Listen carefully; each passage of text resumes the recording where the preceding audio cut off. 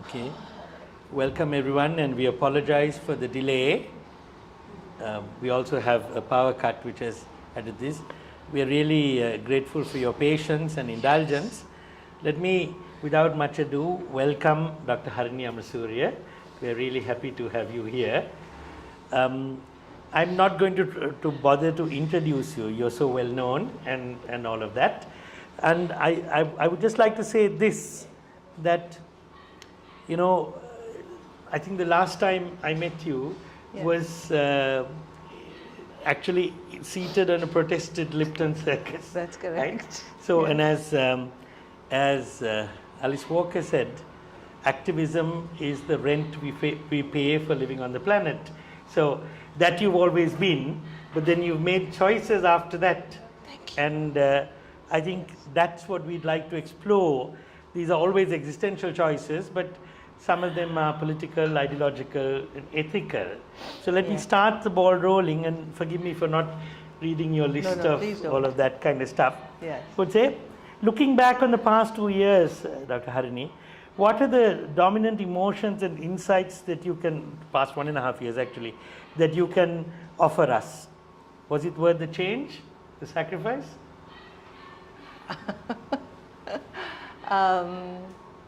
Yes, I think it was worthwhile. It's surprising.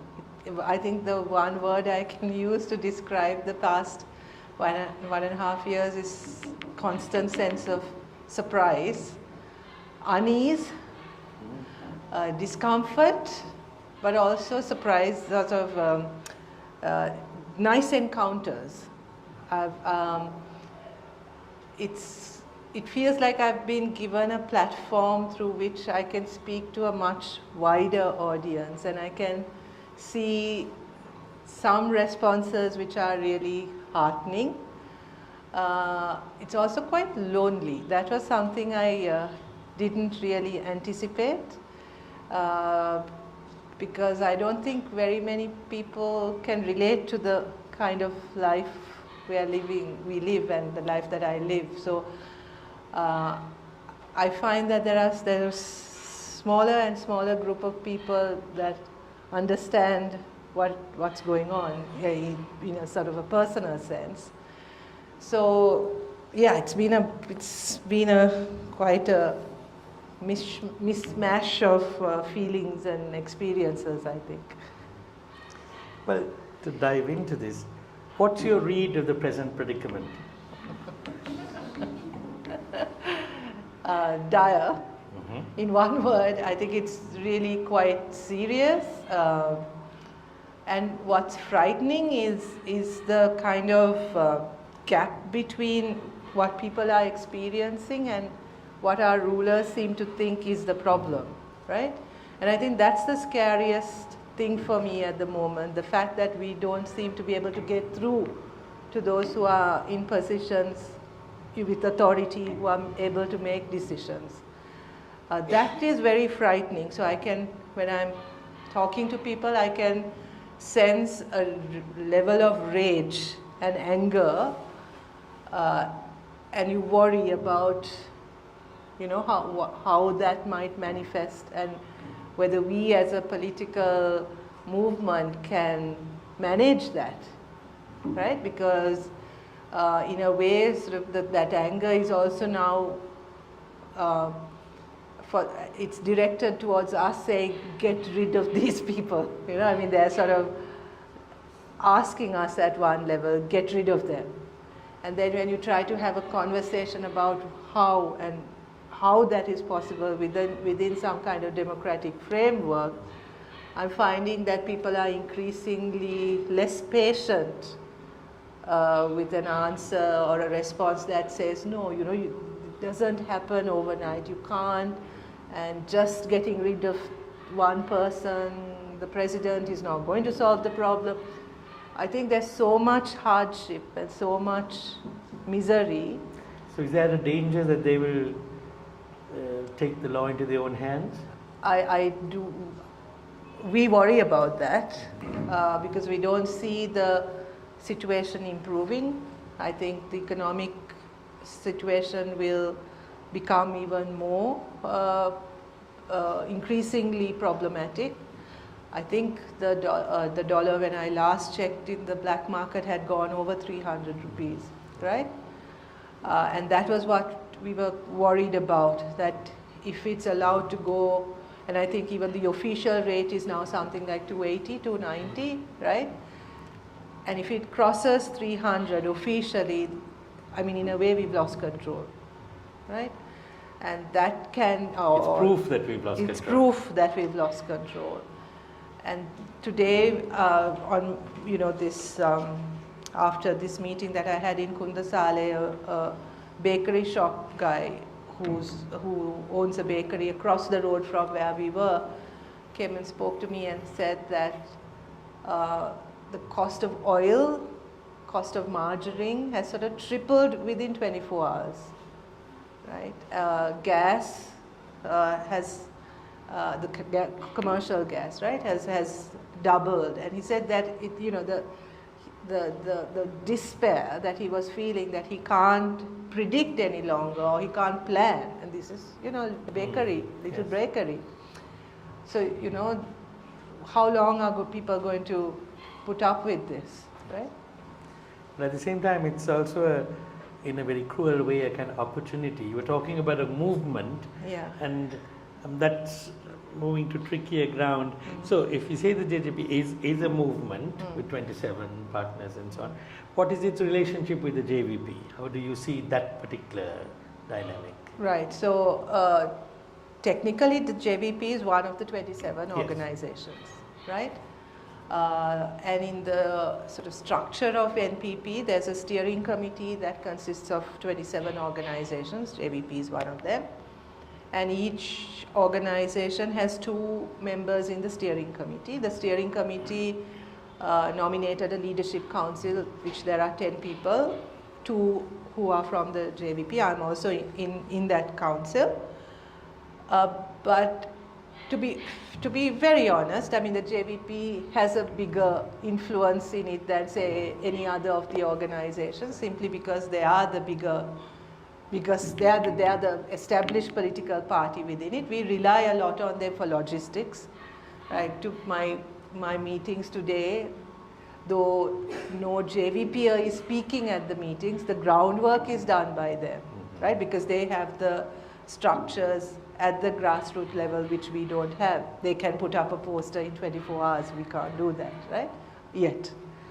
So in that sense, there's a lot of backing from the JVP, and if the JVP withdraws from the NPP, we'll find it very difficult to function, right?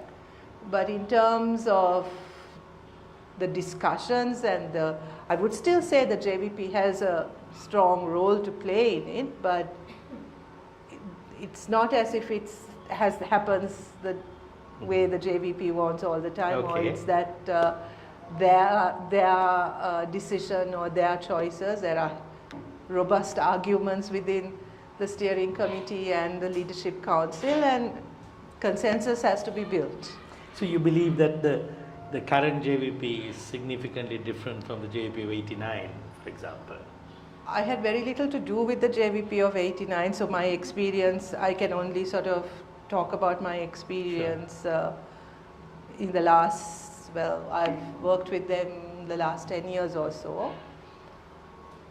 I think there's a willingness to listen, a recognition that they also have limits, and something that they've been doing has also not worked, which is why they're always the third force, and or sort of the also rans, so that they need to be open to change and be more inclusive of other views. I think that's there. I'm not saying that's consistent right across or from top to bottom. I think that's much better accepted at the leadership level. I think at the sort of grassroots level, there's still a struggle with that, because they also see they've been working their butts off for like 50 odd years. Yes. They've seen comrades killed. They've gone through all the hardships, and here we are we come in from the top, and then suddenly we get all the attention. So I mean, I'm sure there's Yes. some kind of discontent also, but the top is pretty firm on the fact that this is the way to go. On all of the issues? There's no agreement on all of the issues. What I'm saying is they are pretty committed to the idea that the NPP and that formation is the way to go. Oh, okay. Yeah? Yeah, because if I were to put the question a different way, I mean, look at movements, and one of the challenges of movements is when you have partners, is a kind of... Sorry. You okay? Yes. I'm okay. I hope this is.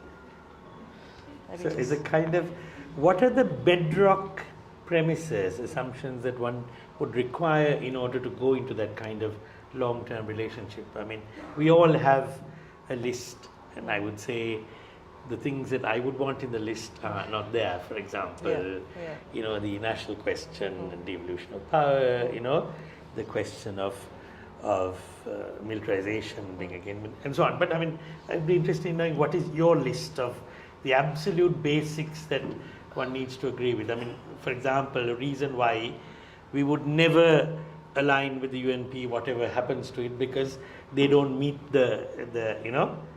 for example, the neoliberal framework would be something that we have to reject, like that. What would be your list? I think, yeah. Did I? Okay, sorry. For me, I think it was really important to understand that, yes, we have differences when it comes to how to resolve the national question, right? But that basically there's no tolerance of racism, right? And there is an acceptance in principle that this is a pluralistic, sort of multi-religious, multi-ethnic country, society, and that moving forward means recognizing that and accommodating and changing the structures to accommodate that. I would say the difference is in our understanding of nationalism, right? The impact of Sinhala Buddhism and a very the unconscious ways in which it affects how we are, right? So I think that's where I think we have the greatest amount of debates, and where it needs to be constantly like there you are again, and it happens very unconsciously. But for me, I think I would not have been able to be with a group of people who were racist in the sense that they do not accept the plurality of our society, right? Or the willingness to explore that and push their boundaries. So that for me was important. Then also the sense of social justice, I think, broadly, that, equality, gender justice, environmental justice, that those are issues that I think where we find there are more areas where we can agree on. But I mean, that infamous video that is circulating which the Herat says, we are the people who push the government to complete the war and all of that kind of stuff. Now, that's extremely upsetting to the sort of issue. The problem I have, Harini, if I can call you Harini, is that the problems on the national question front allow every crook and rascal to sort of, capitalize on it. If we don't have a clear stand on that, then that becomes the nationalist means becomes a way of, garnering votes or excluding groups of people and so on. Whereas if we have a clear stand on that issue and the issue of, criminalization of Muslims and so on, then I think you don't allow the chance for all the opportunists to get in and, say we are representing this group or that group, and even there's the one nation, that kind of stuff. So the issue, it seems to me, that's the one that needs to be really sorted out. Otherwise, we are going to exclude whether we like it or not. No, I agree, and I think that's where we need the most amount of help, because I think we also need to find a language with which to talk about these issues and to and not fall into sort of the same old categories of talking about these things in the same old language. And I think that's where we really need a lot of help, right? And I think, and what gives me what keeps me here is the trust I have that that conversation is possible, that you can have those difficult conversations where, internally, and that and that it's through working with the differences that we can come to some place of common ground. In fact, we've sort of dedicated some time in the future, because this has kept coming up, right? That we need to spend some time talking and reflecting about this, right? But I really think we also need to find new ways of talking about majority-minority relationships, the war, the militarization, the impact it has had, the grievances of the Sinhala community, the Sinhala Buddhist community as well, acknowledge the way in which, the ways in which we are socialized has kind of, shaped the way we think and see the world, and to be able to reflect on that without the benefit of these kinds of spaces and conversations and exposure to the kind of cosmopolitan kind of ideas that many of us here are privy to, right? So how do you bring those conversations in to the spaces that I'm currently also in, right? So I think that's really important, and it's something it's not resolved. It's not resolved, right? But I think it's a conversation we are open to, and it's a conversation I think we need a lot of help with. And you think they're genuinely engaging in that? I think they are genuinely engaging with it. I think there's a willingness to talk and to discuss and to listen and to hear other perspectives also. So if the broad issues are still, as you say, vexed and so on, what about clear things like the Office of Missing Persons and the latest cabinet paper that has been produced where they want a one-off payment of 1 lakh? I think those are easy. Those are like, there's a commitment to having an office for missing persons. There's a commitment to having some kind of proper commission that will give voice to people who the voices of the families of those who did. Those kinds of steps are easier. I think it's harder. The more ideological, the thinking, the idea stuff is where it will be harder. I think to say that, say no, I think the JVP has always said that there has to be some kind of accountability, office for missing persons, reparations, all of that has to happen. There has to be acknowledgement, there has to be some closure for the people who've been, that I don't think are the problems we are going to have. But how, the thing is, they may agree in principle, but how far are they going to bet for that? In the sense, how much are they going to go? No, this is outrageous. This completely trashes the 500 million that was put aside. There's only 11 million that has been paid, and now the cabinet paper last week says we're going to give a one-off payment of 100,000 each, which means that they'll have to write and say we no longer make any claim. The question is, maybe the party and the movement is committed to this, but we have to make that a core issue that we have to proceed, otherwise you lose all credibility with those who are most affected. What kind of strategy do we have? I think one of the strategies we have, one of the weaknesses that we've acknowledged is that our relationships with the North and the East are weak, right? And that we need to have better contacts, better relationships with the North and East. Because I think the more input we can get from that, the better the kinds of the discussions that will, because right now it's mainly dominated from voices from the South.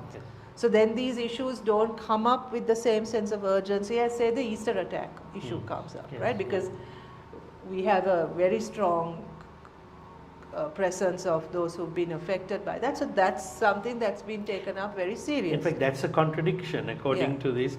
They go up to 2 million for compensation on Easter Sunday attacks and other things, but here it's a maximum of 100,000 one-off, you know. Yeah. So I think the only way we can change that is also to bring in more constituent groups from those areas, those who've been affected, because I think that will change the conversation. But it's a chicken and egg. It's a chicken and egg. It's a chicken and egg, and you know, like currently with the urgency of all of what is going on right now with the economic stuff and all the sort of upheaval in the political space, these issues do get put on the back burner. Why, for instance, is this sort of bland no to federalism of any kind?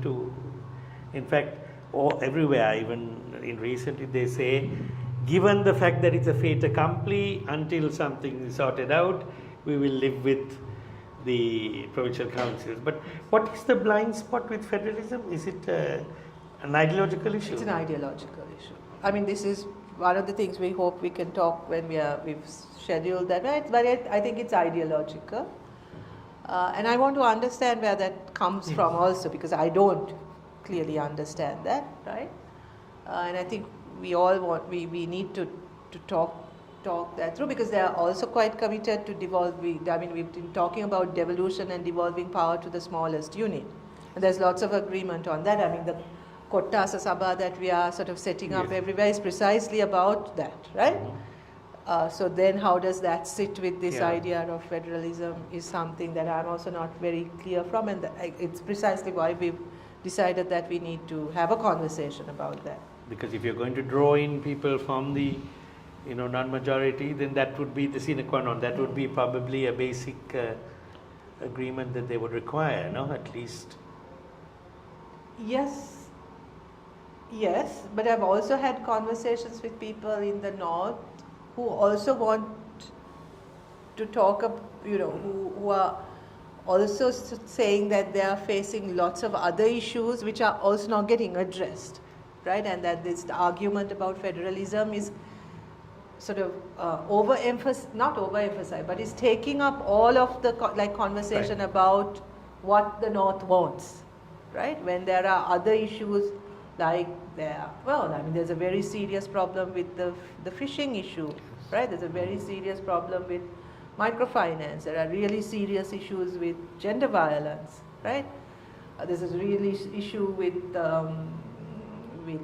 casteism and the kind of things that go on, and those issues hardly come up as issues of concern for the North, right? And in some ways that those are areas where we can very easily collaborate, right? But like in the South, nationalism becomes then a blanket to cover all those things. And that, I mean, we've had there's so many areas that we can work together on, so why don't we at least work on those and then have those difficult conversations, right?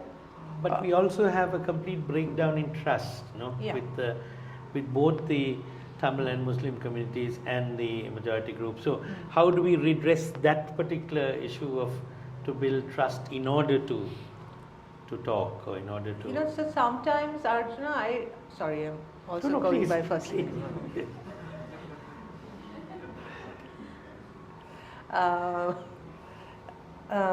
No, here's the thing, right? See, when I'm talking with colleagues in the parliament, colleagues from the Tamil parties, I think it's much easier, right? And there seems to be a greater understanding of the fact that, look, that there are things we agree on, and there are things we respect about each other, about our different positions, but we can still have a conversation and we can still work together, rather than the conversations I have with the government, for example. Yes, of course. Right? So, I mean, I think sometimes when you're outside, you kind of also don't see the ways in which these parties collaborate, right? Because I think for say some of the members of the TNA. It's also an acknowledgement of the militancy in the in the JBP also, and there's an understanding of that, right? And I think that there's much more that they have in common with each other, and the kind of histories they share, the state repression that they both experienced, and there's much more mutual common ground than you would imagine when you look at it from outside, right? Where you think that this is the defining factor that shapes the relationship, right? I mean, I think it's that for, that's not always how it is for these political parties, because you're also confronting a much bigger enemy, as it were, right?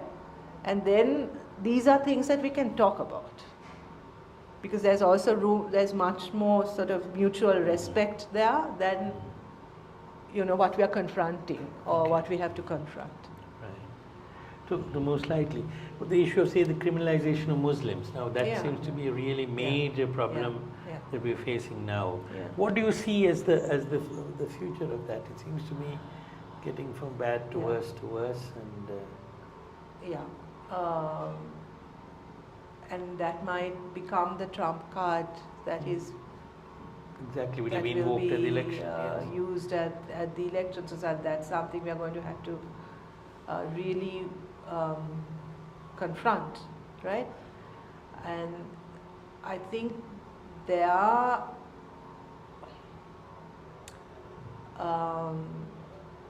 the sort of, this may sound like an oversimplification, and I'm very aware that this is also going live, right? But okay, here we go. I mean, in a sense, there's much more consensus among Tamil political parties about their political position than the Muslim parties, right? Muslim political parties, and I think that makes things much harder then. Right? There's more identity politics.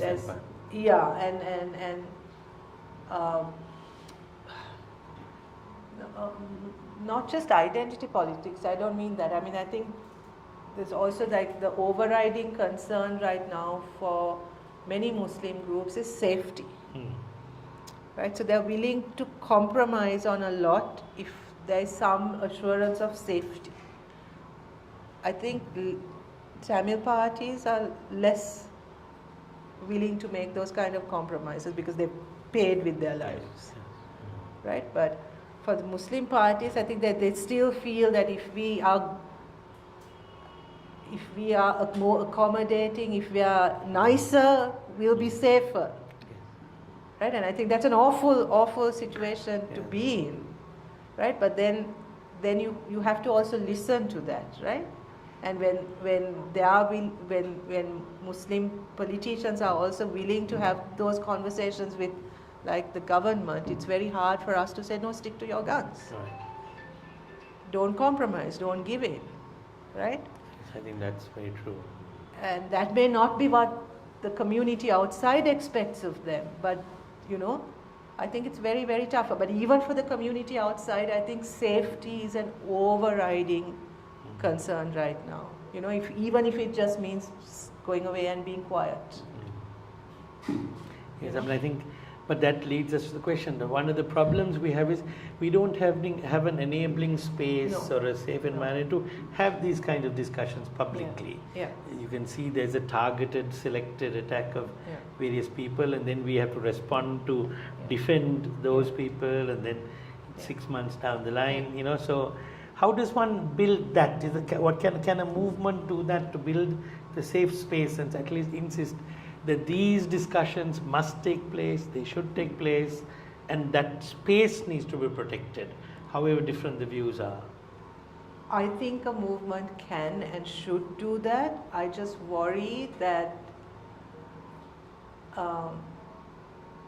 in the current situation, those are the issues that are not going to get attention, right? Because the economic crisis will over-determine a lot of what happens, and also for the NPP, we would like things to go a little slower, where we can build up to this. But external circumstances are pushing us to go much faster than we would like, right? And I mean, politics, the politics that are happening are beyond our control, right? It's true. So, and if we don't respond, we become irrelevant, right? I don't think we ever imagine that 2 years into this government we would be out on the street saying go home. That's not how we predicted our journey, but we're having to do that, right?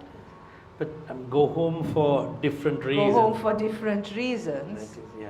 Right? So the danger is, unless we look at the core issues, we run the risk, I think, of having an election in which the old racist stereotypes, the old sort of appeals to fear and, this national security, all of that can resurface, and then, the elections are won over things even shallower than that. Yeah, so which is why I think we've been saying this a lot, that national security is not about having a military on alert, right?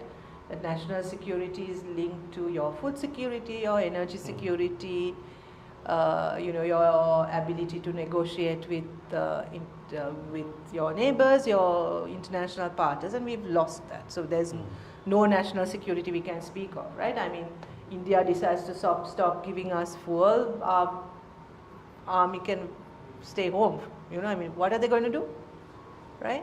So, I mean, I think we've said this quite publicly, that this idea that this regime has been proposing about how to be secure is completely, it's completely wrong.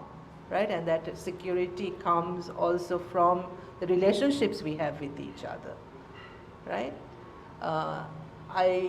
I would say that our ideas of that coming together need more sophistication, right? Need more nuance, need to acknowledge the kind of different ways in which people have experience being in this country and being citizens in this country, but that fundamental idea that security comes from how we are able to treat each other and not by like having an army on alert is something I think that is very central to our way of thinking. Can we push that a bit and say that is inimical to having an army on alert? Yes. Particularly an occupying army.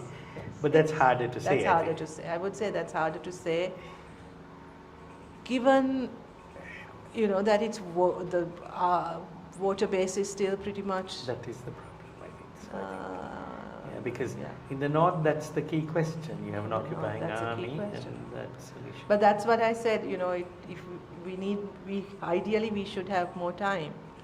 Unfortunately, we are being pushed into a situation where we are having to it's like hatching an egg much faster than we would like to have hatched that egg. Without the proper incubation period. Without the proper incubation period.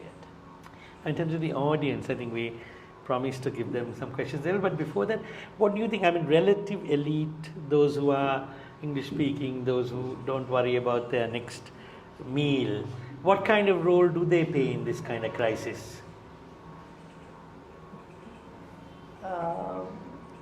What I find, I don't quite know whether this is the answer to that question. What I find most frustrating about dealing with, say, this kind of audience is the idea that change can happen painlessly. Okay. Right? That, we don't have to give up anything. We don't have any price to pay and things will happen. And my question, who will make those things happen? Right? So we are sort of very confident in that there's someone out there who's going to be fighting this for us. Right? And then we get irked by the fact that, the roads are blocked a bit or, we are inconvenienced. We are inconvenienced. But we also want change. We want this government sent home. We want transformation. We want a new kind of leader, but we cannot be inconvenienced in that process in any way. And I find that very difficult to deal with. And I think we need to acknowledge that if we want that change really, it's going to be quite painful. Because, I mean, if we are just talking about a transfer of power, I think that's much easier than the actual kind of transformation that we need, right? I mean, that other formation can happen tomorrow if we just strike a deal with someone, right? But that systemic change, these hard things that we need to talk about, all of that, right? And the very real material issues that people are facing, those changes are not going to happen easily, and we are going to be inconvenienced a lot, right? And I worry. Many of us have talked about the fact that this won't be a change of. It won't be as smooth the change of power if it happens like in 2015, right? And then are we ready for that?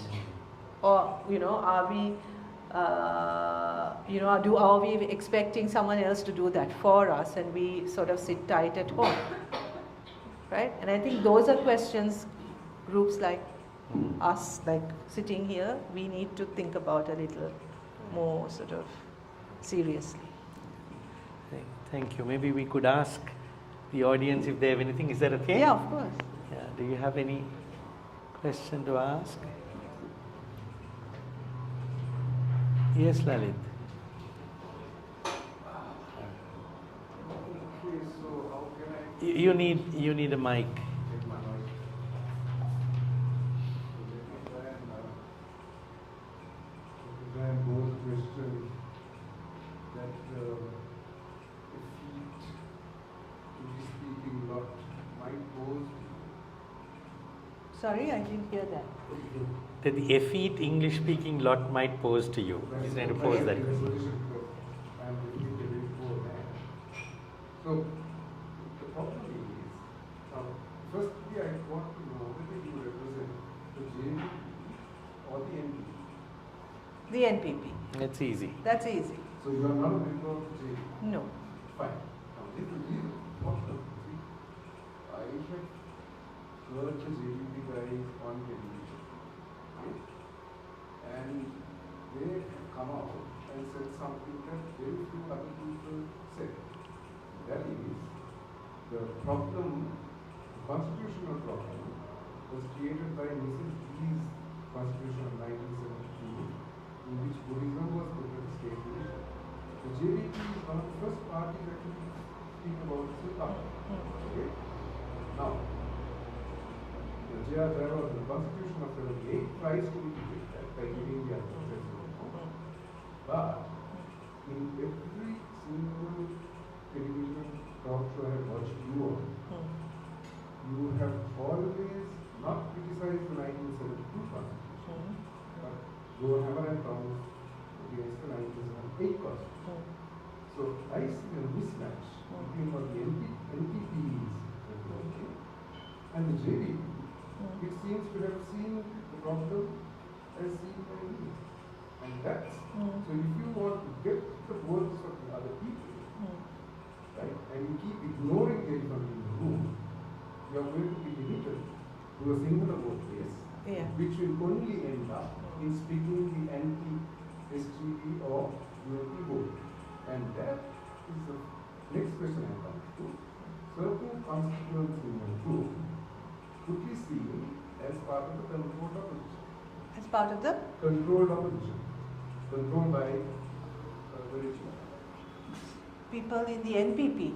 Yes. Okay. Are you referring to the issue of secularism in the Constitution or the problem of the 72 Constitution as a whole?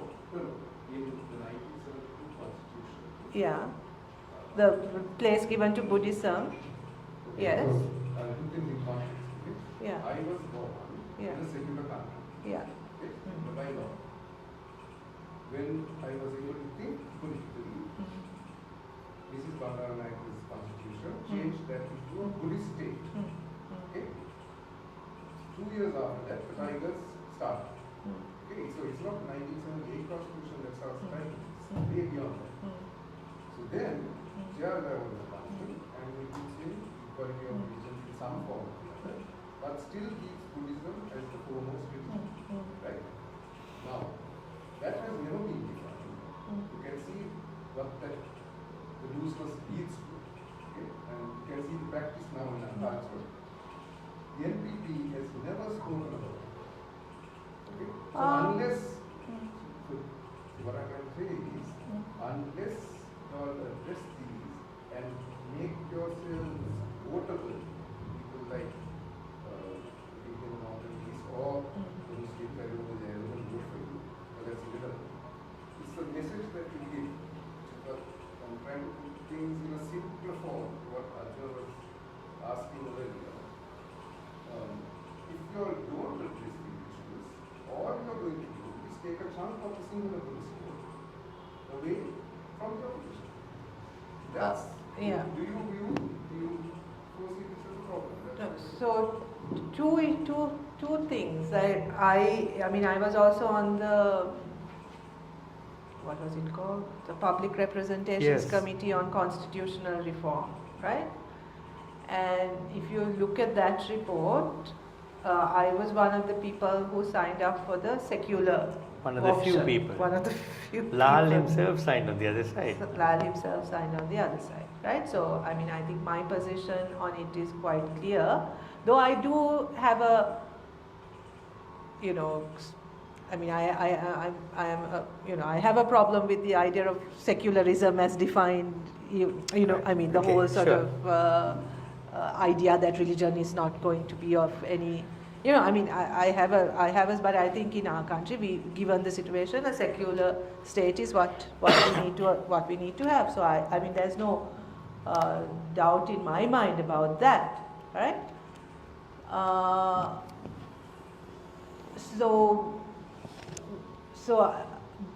But I also need to say this, like in all the hundreds of conversations that we've been having around the country the last year and a half, this is the first time the issue of secularism has come up. Right? This is the first time we are discussing secularism. Exactly. That is, that the reason for that would be that you said you had conversations with the DNA and all that. The talk on their side, they are no longer interested in talking about. No, I'm not talking about the conversations with political parties, but the conversations that we are having with people around the country. Secularism has never come up as an issue. Devolution, yes, not secularism, right? Yes. So I think there are lots of different ideas about what that means within our population also. And one thing that we've been saying quite consistently, I think, is that a new constitution requires a lot of consultation with people and a lot of preparation of people to the idea of, I mean, you know, you can't just go to people and ask, do you want Yes. a secular state or not? But Hari, Right? discussions we've had in the north and the east, that's a no-go. They want that particular clause changed. Interesting. Maybe it's also because they see us as linked to the JVP, and then Yeah. they talk more about the Yeah, I economic think that's issues, the the how are you going to manage the Yeah. south, the resistance from the south. So I think that also The enabling space to yeah, ask the question. right. That may The be broader yeah. question, Anis, this real politic thing. I mean, I know that Lal and them also invoke that. You know, the art of the possible. Let's not take on things that are impossible. Question is, that becomes then another kind of carte blanche for anything that's difficult. We don't engage. This is what I'm worried about. That you have an opportunity now. As I said, it's a terrible opportunity, but it's not an opportunity where the regime has lost its legitimacy. It's lost its legitimacy, Yeah. not for the ideological reasons that it should lose its legitimacy, but Yeah. it's lost it for a number of other things, and rank corruption and the sort of, the kleptocracy or whatever it is that's there. But these other issues remain also. Here's an opportunity where they've lost their legitimacy. It would have been impossible to attack them for those ideological issues. Here's an opportunity to, because they're no longer held in such high esteem and so on. So that's, it seems to me, the argument from realpolitik will then miss that opportunity. But I think the one way in which that can be better, that opportunity can be made use of properly, is also if these kinds of conversations are amplified outside of the, that what happens outside will also influence the NPP, right? But so this is something that I've always thought that had I been, I could have, no, but those conversations also need to happen not as if you're attacking the NPP, but as allies of the NPP. If there can be groups outside NPP who have these conversations, I think it's immensely helpful. Right. So right? Again, there the question is, the groups that I work with, they want this minimal condition. But I think those are things we can discuss. I think those are honestly things that we can really discuss. Because discussions I've had all over, even in the north and east and so on, the need for a movement is very clear. Something that goes beyond a political party, that can then engage with political parties in setting agendas and so on. I think that is clearer than it has ever been before, for very good reasons. So that needs to be, I think you have that particular key and opportunity. So I think but of course it's a delicate thing because your alignment, the NPP's alignment with the JVP is an issue. Are there any other questions? I have one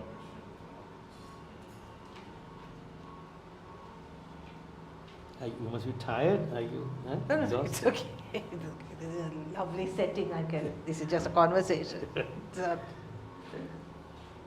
very much, Dr. coming here within your busy schedule, and the evening very usefully spent. I have one question. See the NPP, as you yourself said, is represented majority by the JVP. We say more influential. More influential. And NPP is going around now campaigning and so on, obviously to form a government of some sort. Now, in that context, there is, as you all know, that Sri Lankans have some kind of social stigma attached to the JVP. Now, as apolitical people like Mr. Hazar, how do you want us to manage this situation? What do you think that we should do? To get over your aversion of the JVP? I think another way to frame the question is, there is no accounting for, at least the general perception is there is no proper accounting for the past, Well, that goes for all of yes, right? So, and I think there have been many instances where many JVPs have said that that there are things that they have to confront in the past which are not palatable, which they would have done differently, right? But also I think we are then sort of, ignoring the circumstances that led to what they did, right? I mean, when we think of the 80s, Arjuna, I think we kind of define it in terms of what the JVP did. But I think we forget the early 80s, the introduction of the PTA when there was nothing going on, right? I mean, that was something JR brought in 79, if I'm not mistaken, or 1980. He banned, there was democratic space at that time there was severe repression, right? The first person to be taken under the PTA, the first, one of the first Sri Lankan people was, from, had, was for linked to being an Naxalite. Yes. Right?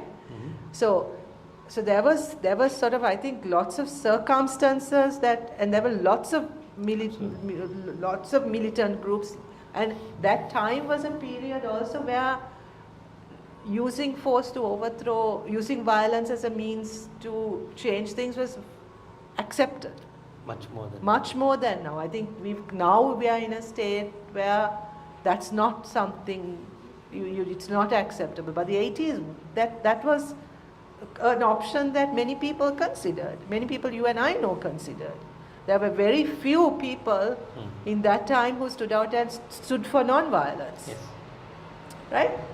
So in a way, the sort of, I think the JVP also was one of the many groups that acted in that time, and then of course like the LTT and those they kind of rose as the two sort of main groups. So I mean doesn't so I, and I think the role of the state during that time is something we are far less aware of and discuss much less, but we are very sort of like for the LTT.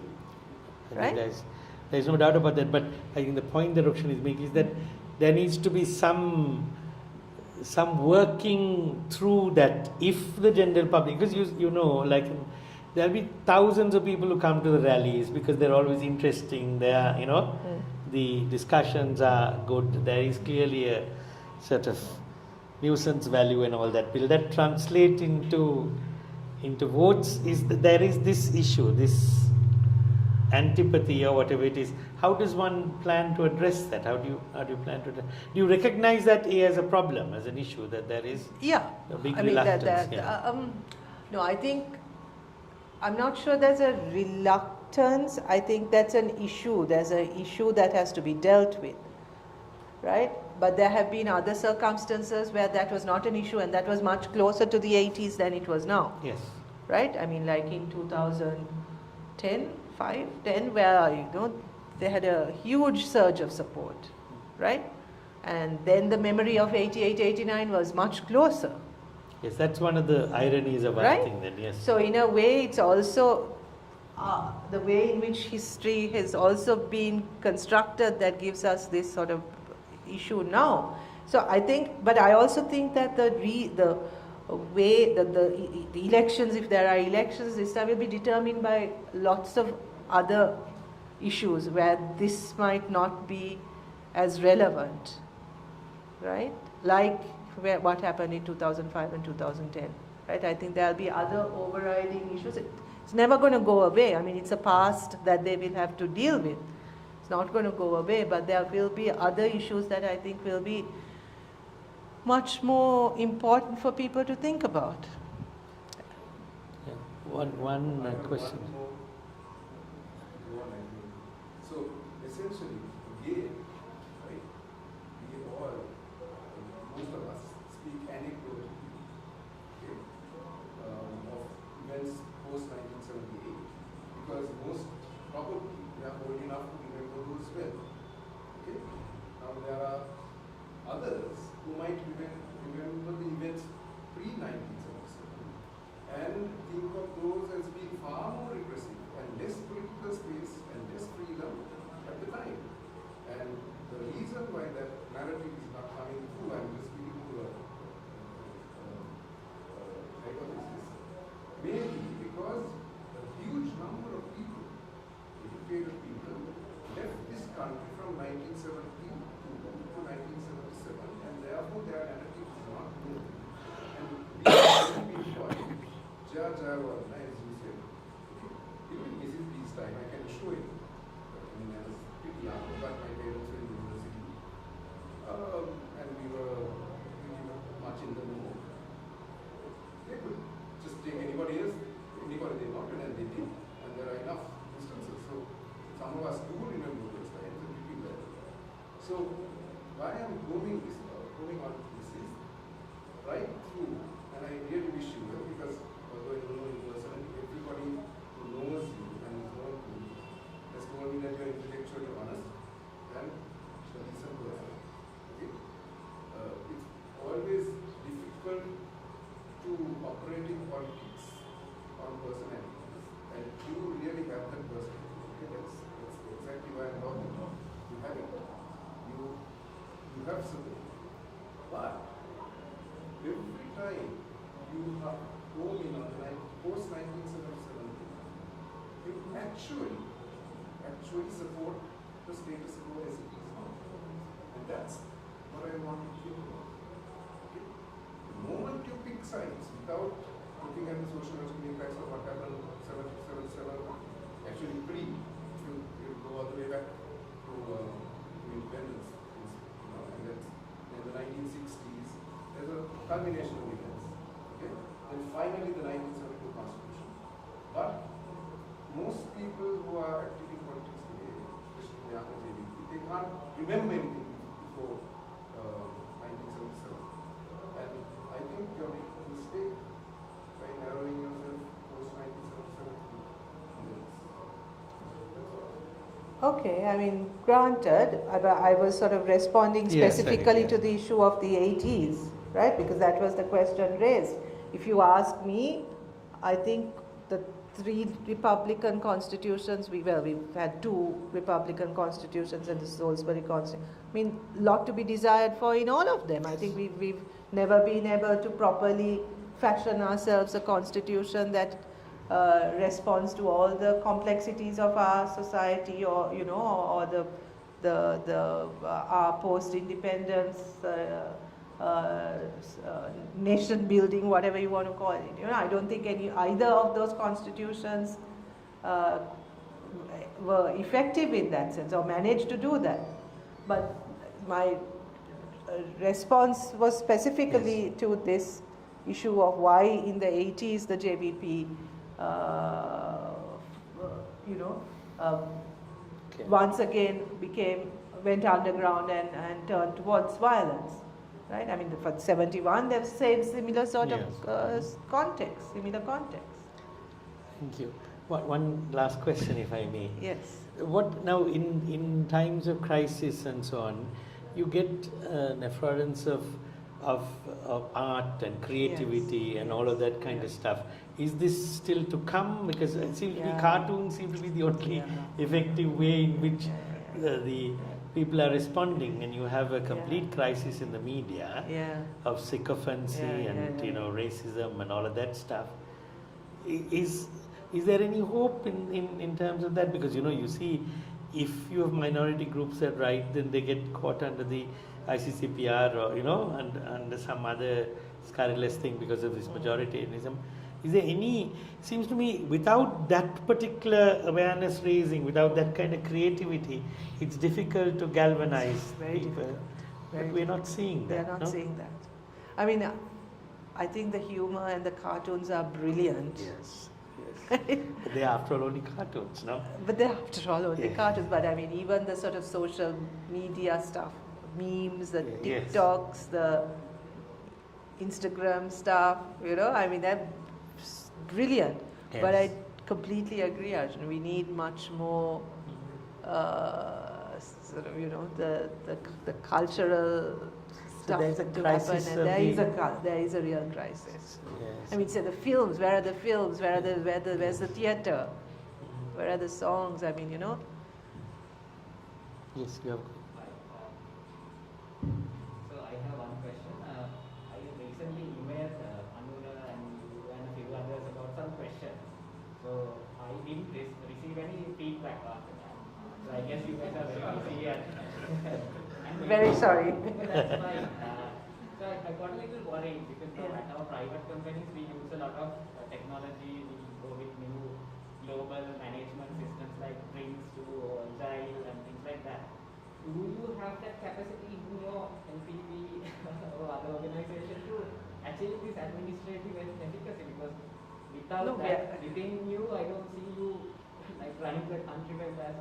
Well, when we are running the country, we would have others also to do that for us. Yes. As a political movement, we are really struggling. So this is why we are constantly sort of saying, come work with us, come help us, because we really, really need that support.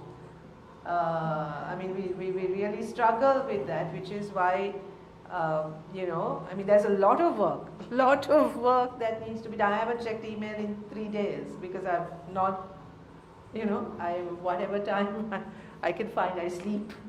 No, that we need a lot of help. We need a lot of help. Okay. That's a good note, I think, to it. Thank you. It's a more domain. Yes.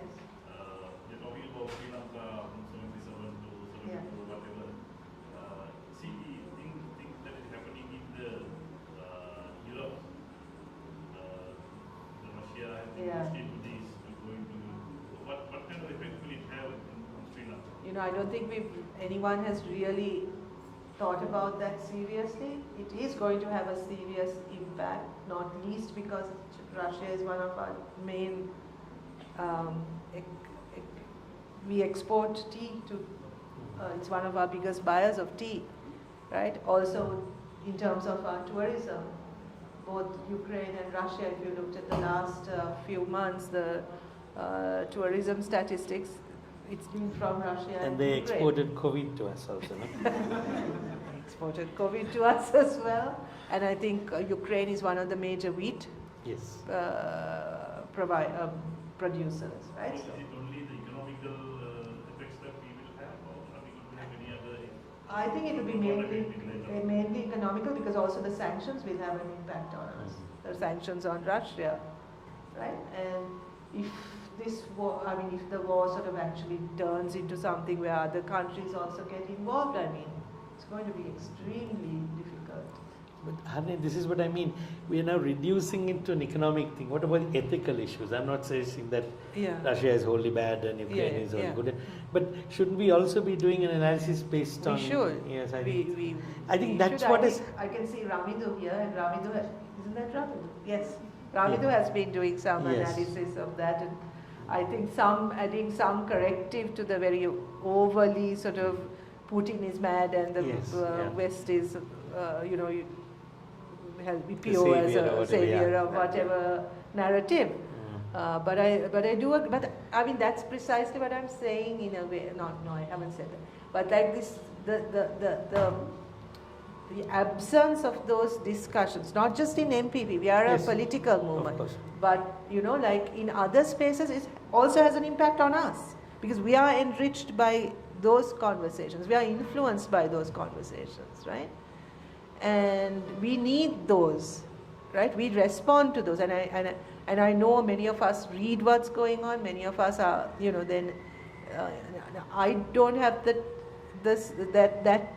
that space anymore, because whatever I say then comes from is seen as linked to the position of the movement, right? But we desperately need those conversations to take place outside of NPP, and I think that can have a big influence on us.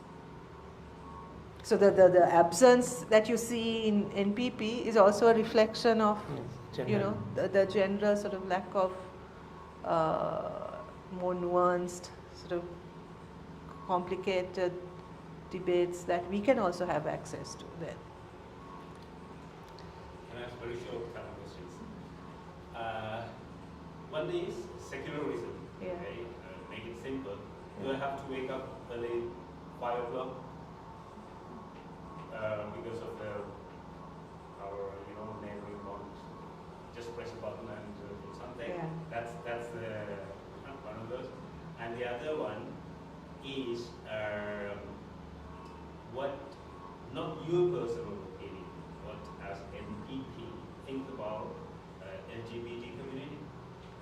And the third and last one is, do we have to continue with this 1.4 million civil servant burden for the future? NPP opinion, I mean, I'm sure that you give us a different answer. No, actually, I think I'm quite aligned with the NPP position on. What was your first one? Sorry, the temple okay, bells. there I may be having a slightly different view. I'm not talking about the 24-hour Pirit chanting that goes on, but like the call to prayers is something I actually quite like. So I have, on a personal note, I'm very conflicted about saying ban all of that. I like sometimes the Pirit chanting or hearing the church I like that. I think it adds something to, our lives. But I'm not talking. 1 or 2 o'clock in the morning. No, then not at you 1 have or to 2. wake up, again 5 o'clock. No, not at 1 or 2. Again, this is a personal view, not NPP. Exactly. So NPP position would be nothing that it should, whatever should be in the with the consensus of the community, right? You can't impose anything on anyone else. So if the community agrees, we are not going to sort of say ban this, ban that. It's up to, but it can't be Right now there is a law, right, in this country. Yes, and yes. It's not enforced. It's not enforced. So enforce the law. Enforce the law, right? Second question, LGBTQ, that's not, that's actually in our policy that we will decriminalize, and that the laws pertaining to sexuality, that's something that we will address in a constitution, right? And I think we were one of the first this I can say with confidence, we were one of the first political parties to go out and say that in public, right? Third question was, we can't get rid of them. They've been given jobs, right? And the situation, I think what needs to change is the ability the politician has to use the public service as like a job bank, right? Or a tool, right? There needs to be systems in place so that can't happen, right? And there's enough work in this country to be done. There needs to be proper leadership to get these people to actually work. Right now, they're not given work also. There's work to be done. I can think of lots of things that need to happen at divisional level, district level, for which we have people, but there's no planning, no systems, no resources, no direction, no nothing, right? So I feel that they can be put to use, right? But I think also there needs to be systems in place so that politicians can't just, create jobs and put people in there. What do you think about privatizing some of those governmental institutions like SLT? SLT was very good. SLT is a good example. I think there are certain areas that the government has to have a hold on, but certainly we don't think that, certainly at our current level of the crisis we are in, we should be holding on to things like, say, Sri Lankan Airlines or things like that, which we can get, the government should be able to get rid of, but it can't come at the cost of people, like ensuring energy security or food security or, or social security, right? But in principle, we don't think the government should be doing business. Okay? But not everything is for profit, right? Not everything is for profit, right? So like education, for example, can't be for profit. So then the government has to be in charge. Health and so on. Health, public transport, Right. Thank you very much. We're really happy to have you, and maybe I'm really sorry for getting late. No, that's all right. It's just so slightly beyond my control. Thank you. Thank you. And thank you everybody for your patience and so on. I'm hoping that this will be on YouTube, and so you can check it out. Thanks. You didn't say anything that was Too bad. that would get you in never trouble. know how things are twisted around.